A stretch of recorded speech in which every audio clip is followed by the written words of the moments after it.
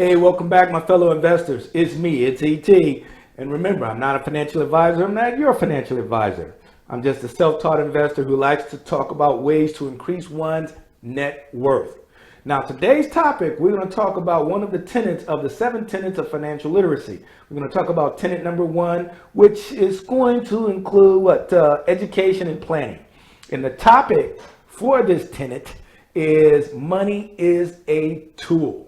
Now, guys, remember, there are 7 tenets. First tenet is education / planning. Tenet number 2 is going to be saving. Number 3 is investing. Number 4 is spending. Number 5 is controlling debt. Number 6 is giving. And number 7 is tracking. So we're going to talk about tenet number 1. The topic is money is a tool. So let's do it. Let's get to it.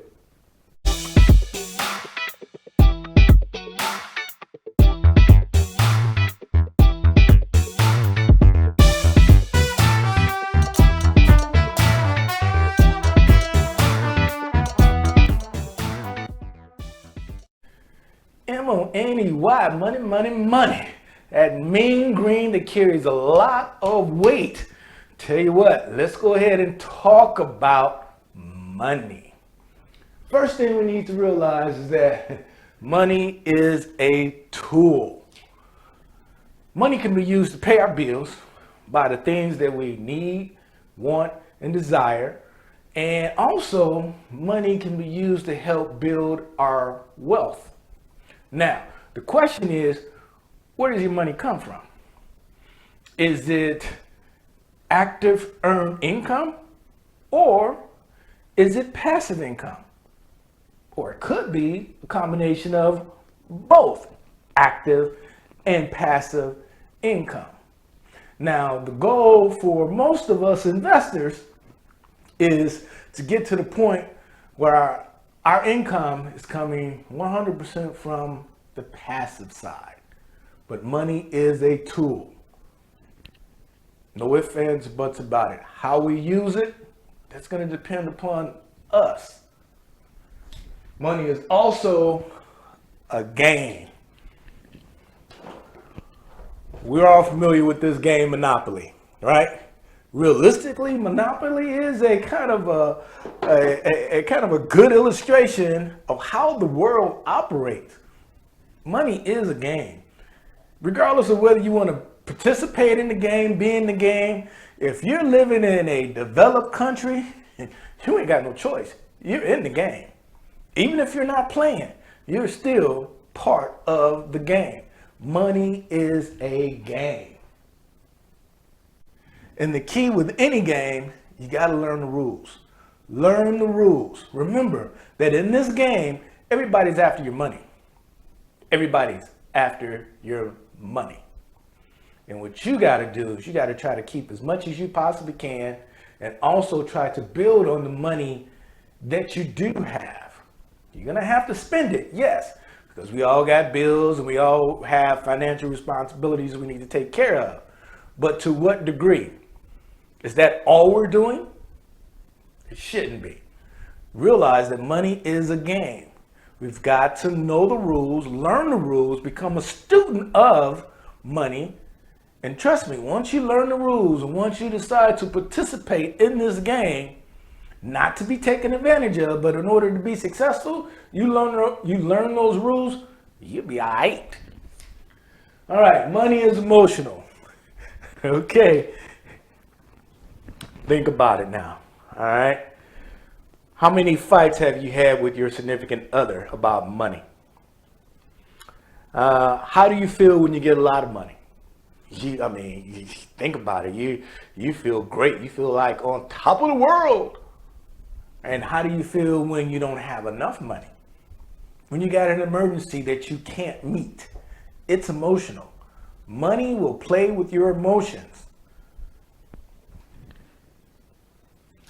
Money must be talked about. Okay, let's talk about this. All right. At the time of this recording, we were in the NBA Finals. And it's Phoenix Suns, Milwaukee Bucks. Game 3, Milwaukee Bucks won. Trust me, everybody's going to be talking about it. When I get together with my friends, that's what we're going to be talking about. Any sporting events, the Super Bowl, anything else like that, people are going to talk about it. However, how many conversations do you have about money, where you talk about money? What are you doing with your money? How to make more money? How to control your debt, credit scores, things of that nature there. We need to insert the topic of money into our day-to-day conversations with our friends. You know, like most guys, we're going to talk about what? Sports, cars, and maybe women. Most females are going to talk about guys, shopping, and shoes. I know I'm going to get a lot of comments on that, but I'm just saying, let's focus our conversation on money. What are we doing with it? How are we going to acquire more? The more you start talking about it, the more you're going to learn about what's going on with money. You'd be surprised at the type of ideas you get from other people just by having a conversation about money. So let's start talking more and more about money. Money will magnify who you are. I've heard people say that you get money, money changes you. Money is not going to change you. Money is just going to magnify who you are. If you're a spender and you get a lot of money, you're going to spend it. That's why a lot of people who come into a lot of money end up broke. If you're a saver, trust me, if you get into a lot of money, you're going to save it. If you're a giver, you're going to give it. All money does is just really magnifies who you are. It's not going to change it. However, you can change your attitude and thought patterns when it comes to money. For example, myself, my financial and money journey started with me. Money is meant to be spent and spent as fast as you get it. That's how I operated. And until about my mid-30s, I really started understanding exactly what money is. Okay? Money is a tool. Money is emotional. And guess what? I control the money.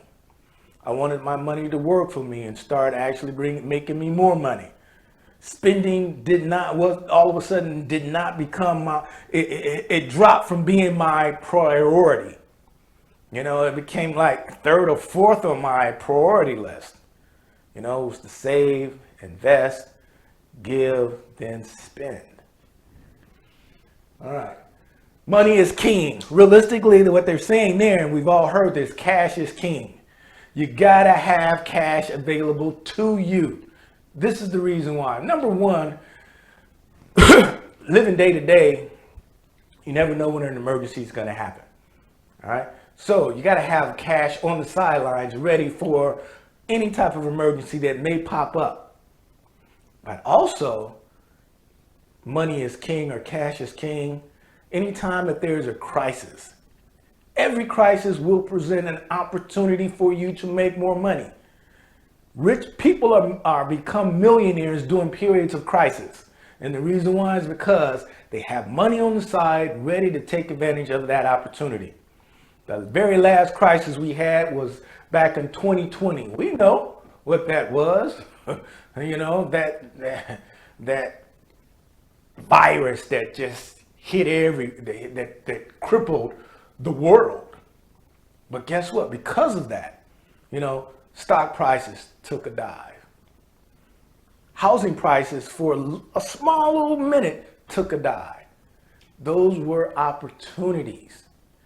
Everybody who got into the stock market during this time period made out like a bandit. And when you're still making out, I did also. When that happened, I had money on the side. I was able to take advantage of everything that happened.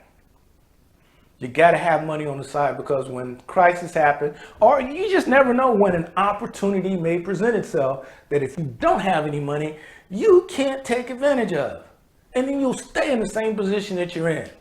Keep that in mind, all right? Money must have goals. You have to have a financial goal.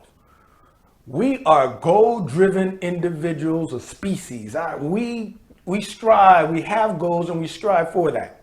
I can honestly say one thing. Every goal that I actually have, I've achieved. Now, there's been a point where my goals were low, but I still achieved it. Now, in this book here, The Science of Getting Rich, one of the things they talk about when it comes to that is that you have to have a burning desire. Everything starts with a burning desire. Once you have that burning desire, that's going to lead to action. In other words, at that particular point, you start setting goals for yourself. And the key thing with a goal is this here. Ask yourself right off the bat, answer this question. Now I'm going to ask you a question, answer it. Okay, what are your financial goals? Can you give it to me in detail? Not just general information. Well, I want to be rich. Okay, what are you doing to be rich? Do you have a certain amount in mind? Do you have a certain time period? Is it written down? Keep that in mind. In this book, that's pretty much what he talks about. If you have a burning desire, it becomes a goal, it's going to lead to action, it must be written down, and it must have a specific date in order to achieve it. We also need to do that. If you can't answer that question with very detailed information, what are your financial goals, and you're struggling, living from paycheck to paycheck, you can't afford to have an emergency, then guess what, guys? You need to rethink. Think about that and come up with some financial goals. Write them down. Give yourself time periods. And so become a student of the game of money. Money is your employee. Regardless of how you feel about it, guess what? You are the boss of your money. You tell your money what to do. If you don't tell your money what to do, it will leave you. It will. Money likes to be active and put to work. Do that. Put your money to work so that your money can start earning money for you. And eventually you'll get to the point where, guess what? You don't have to now trade your time for money. That basically means that's a job. All right? Now your money is working for you. If you do it well enough and you understand the game of money, compounding, rule of 72, exponential growth, eventually you will be able to buy back all of your time and have your money take care of your needs, wants, and desires. All right, money and the big check syndrome. This is all tied together, and it comes down to this here, the big check syndrome. What are you going to do if you get a big check? What have you done when you got those big checks? Do you have anything to show for it? Prime example would be this here. Over the course of the last 18 months, we've gotten 3 stimulus checks. What did you do with your checks? What do you have to show for your checks? Do you have now, if you didn't have one then, once you got that money, now do you have an emergency fund? Do you still have any of it left? These are the types of questions we need to be aware of. I'm gonna tell you exactly what I did with mine. My first stimulus check, that was that $2,000, it's all invested. It's working for me. My employee is working for me. That $2,000 is working for me, making more money. The second one, think it was $600. I put it to work. I invested it. It's working for me. That third one, that $1,400, oh, that one there, because I have my emergency fund, I have things invested and so forth. You know what? I decided to take a vacation. Went to Orlando, Florida to visit my mom, spend some time with her, drove, took my time, enjoyed it, and spent that money. Enjoyed the heck out of it. Came back home, and guess what? I don't have to worry about what's going to happen within, the next month on how to pay my bills. That's taken care of. Because my relationship with money changed. And if you're in that situation, you've got all of those 3 checks, and you're back to where you started before you got those checks, you need to change your thought pattern when it comes to money. So, I'm going to give you a secret on this money game. All right, and the secret is, this is going to pretty much be how to be successful when it comes to the money game. The first one, that K represents knowledge. Guys, you got to learn about money. You got to learn the rules of the money game. Do you really understand compounding? Compounding works both ways. Either you take advantage of it or somebody is taking advantage of you and using compound interest on your money to build up their business or themselves. Knowledge. You got to pursue knowledge when it comes to money. Learn the rules, participate, get in the game, learn those rules, and it will change your life. I am still a student of the money game. Been a student for a while, will probably die as a student. You'll never master it completely because all things keep changing. All right. So you got to get that knowledge. And you guys know what I mean. Well, you know what I say about knowledge. Once you have that knowledge, you have to apply it. Because knowledge by itself is not power. It's the application of knowledge that's power. The next one, this is key. It all ties back into what we talked about. That A is for attitude. All right? If you're thinking and your priorities are spend for it first, you need to change your attitude. You need to change your attitude when it comes to money. You need to realize that it's a tool. It's a game. The money is your employee. That you understand the emotional aspects when it comes to money. You need to start talking about money. If you're around people who don't want to talk about money, get around people who wants to talk about money. That's how you're going to learn. There's a whole lot of resources now available that wasn't available when I started down my financial path back in 1997. You've got YouTube. I mean, my goodness, you can learn just about anything on YouTube. All right, but change your attitude when it comes to money and think, I need to save. I got to do the smart thing. I got to have that emergency fund. I got to start investing. I got to put my money to work. I got to take advantage of compounded growth. I need to understand what the hell is the rule of 72? Why is that so important? All that is the rule of 72 tells you, okay, what rate of return that you're getting. It tells you how long it's going to take in order for you to double your money. So that means that now all of a sudden you're looking at rates of returns. Change your attitude. The next one is S, skill. That's what that is, skills. You have to develop the skills of working with money. The only way to do that, you know what? You can read the directions on how to play Monopoly all you want. You're only going to get good once you got it. You're going to have to get in there and you're going to have to play. And just because you read the rules doesn't mean that, hey, you're going to win the first time that you play. You're going to have to keep at it.